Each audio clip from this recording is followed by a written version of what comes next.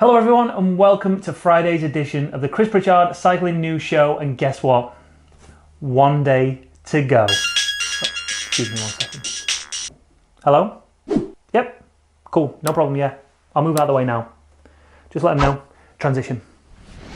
So today is preview day of the Tour de France, where I give you all my predictions, my guesstimations, and all the information you need to know about this year's Tour de France. But before we get into that, let's just check out a few of the other stories making the headlines today.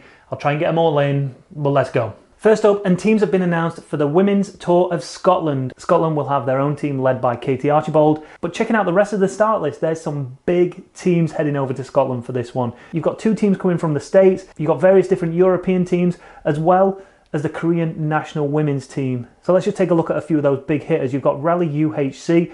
Obviously, Team Scotland are going to do well with Katie Archibald. You've got GB Cycling team there. There's Brother Bigler out of Denmark. As I mentioned before, the Korean national team, the Norwegian national team. Over in Belgium, Lotto Soudal ladies are coming over. This is going to be great, not only for women's cycling, but Scottish cycling as well. I think the young generation of Scotland have been crying out for someone to be inspired by, and Katie Archibald is that woman to do that. She is a phenomenal athlete, such a down-to-earth person, and I think the kids can really relate to her. Talking about GB athletes, and Philip Hines, MBE, OBE, one of them, he uploaded one of his vlogs again. Doing a podcast. Tips are to keep it on your chin, apparently. Who told you that? Your mum. Link down in the description to that, go and check it out. Phil used to do some great vlogs from the Rio Olympics and various training sessions as well. And that one is a particularly good one. Twitter news now, and let's start with this tweet from Jacob Tipper. Unpopular opinion. Cycling has some real hypocrisy issues with regards to dopers. Open eye emoji. Lad's got a point, to be honest.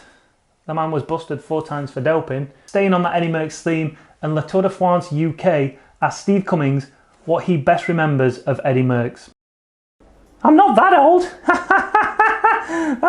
I'm not that old. Have I got memories of Eddie Merckx? Yeah, of course. The cannibal. I think that's the word that comes to my mind.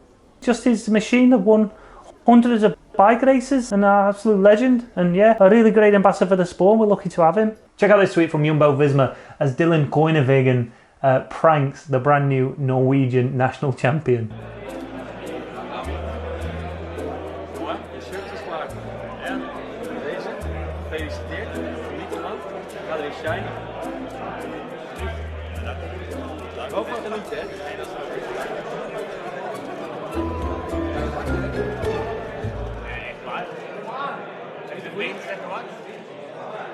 Pak hem uit. Nee.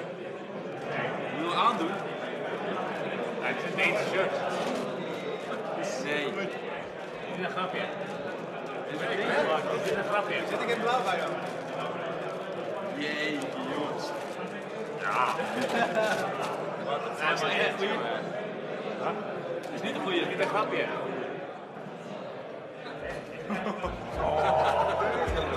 Oké, dit is een goeie. Nee, jongen, mag je deze verbranden? Dat is slecht, hè? Dat is heel erg. Now, before we get into the preview, last story from Twitter. What the hell is this picture about? Now, you know me when it comes to this, I'm pretty naive. I always like to think the good in people. But I can't quite explain this one. And now I know pro riders like to wrap up warm. You know, when it's like 16, 17 degrees, they seem to be in full winter kit. But at 24 degrees, 25 degrees, there's no need for arm or leg warmers. There isn't. And what makes it worse is the fact that Wout Poels has a plaster on his arm. And again, I know everyone's going to just be on the bandwagon of they're doping. But don't forget, needles are banned by the UCI in races. I know we're still technically not in a race, but surely there must be a period prior to a race, especially when they're at the race, that you can't use needles. So I can't help thinking that it's probably been a drugs test. And if that is the case, then you would have thought that they would have just covered it up just to stop speculation. Or have they kept it uncovered so it shows that they're not hiding anything? Again, that's one for you down in the comments. Alright, that's enough of the news. Anything else that happened, I apologise for not mentioning it, but we've got to get on with this preview. And let's start with the Tour de France, by numbers, by Pritchard. Hello everybody. Right, there's 176 riders taking part in this year's Tour de France, which comprises of 22 teams of 8 riders. They're going to cover 3,480 kilometers in the traditional 21 stage format.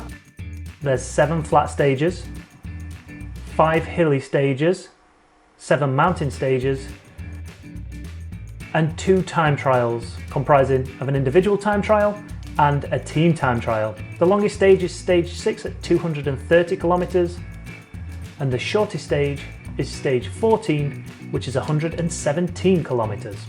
The highest peak of the Tour de France is the Col de les Arènes at 2,770 kilometers high.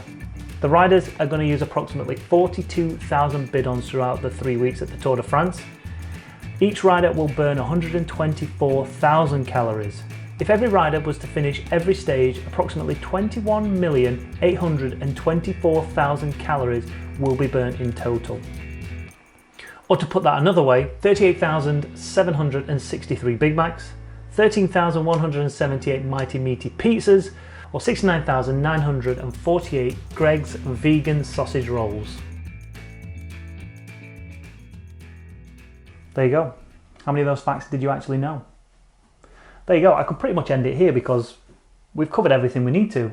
There's not much else I need to say really, is there? But while I'm here, let's talk about GC contenders. Now before we get to the obvious ones, let's take a look at the nearly men who I think are capable of having a good tour, and if they stay healthy, if they stay fit, if they don't crash, they could be right there towards the end of the Tour de France. Now France, for once in a long time, have genuine reason to get excited about a French winner at this year's Tour de France. They're pinning their hopes on Thibaut Pinot and Romain Bardet. For me personally, I think Pinot stands a slightly better chance, but it just depends what kind of form he's coming in with this. He finished 5th in the Dauphiné, he got a win at Haute Var. If he comes in with good form and he can stay with everybody else in the mountains, then he's going to be right up there. And also in the French contingent, you've got Julian Alaphilippe, who can climb, so technically he should be there or thereabouts, but I can't help thinking that he's going to be top 10 at best. Realistically, I think he's going to be more interested in the polka dot jersey than he is overall classification. Nairo Quintana is touted as one of the GC contenders. I can't see it personally.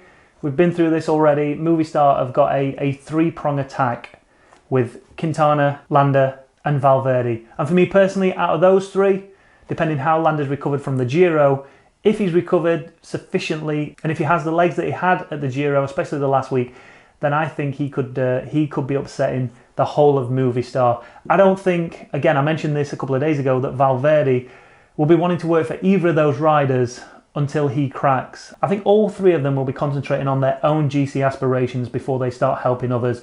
And I think depending how they get through that first big mountain stage will determine how the pecking order in the Movistar team actually sorts itself out.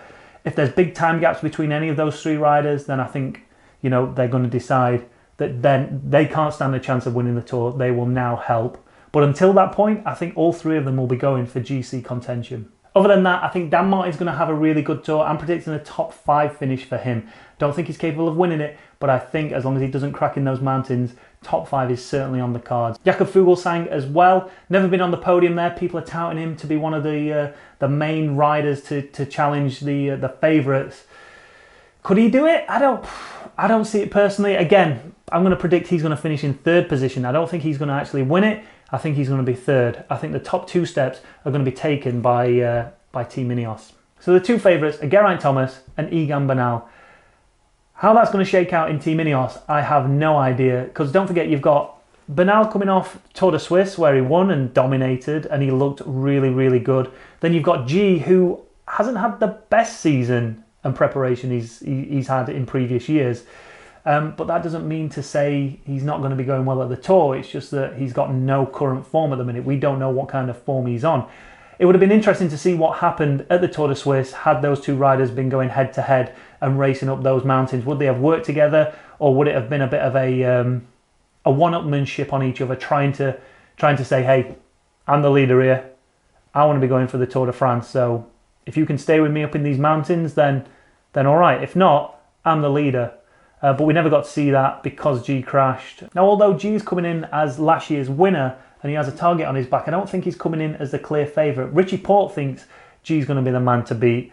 But I think until he gets some racing in his legs at the Tour de France and we actually see what kind of form he's in, especially on that stage 6 mountain stage, it's too early to say whether Geraint's going to be there. You like to think he's going to be there. I personally want him to win. If he's not capable of winning, he's still the strongest rider out of the rest of them when you remove Egan Bernal. So my predictions for overall GC top 3. Egan Bernal in first, Geraint Thomas in second, and Jakob Fuglsang in third position.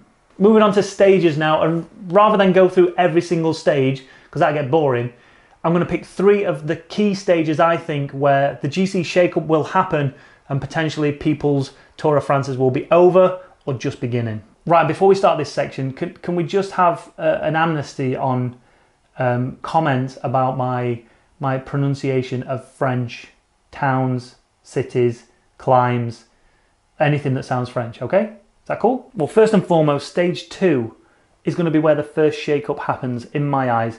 This is a team time trial. It's 27.6 kilometers long.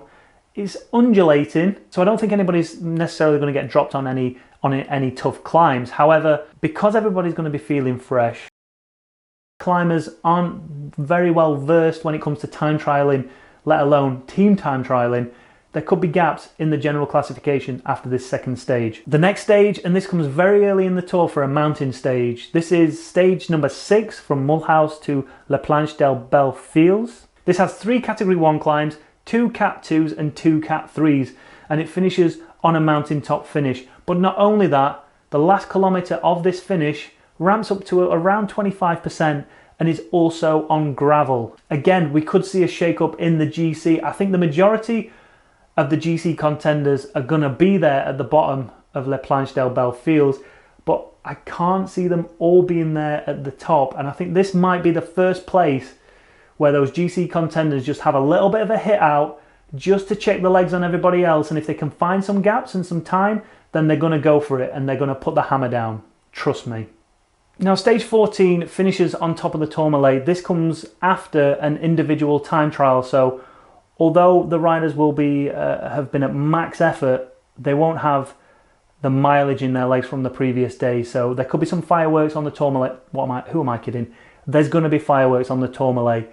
But I think stage 15 might be the place where, you know, the top, potentially riders within the top 5 to 15 positions have a real hit out, attack early and try and build some big gaps and try and close those gaps on the top 3 in GC. Depending how it finishes on the Tourmalet, you know, the top 3 might have had to burn a lot of matches to get to the top there, take the time bonuses and take the stage victory, because, you know, it's a big thing to win upon the top of the Tourmalet, and you don't get to do it often. You might only ever get to do it once in your career, so you want that victory as well as that time gap.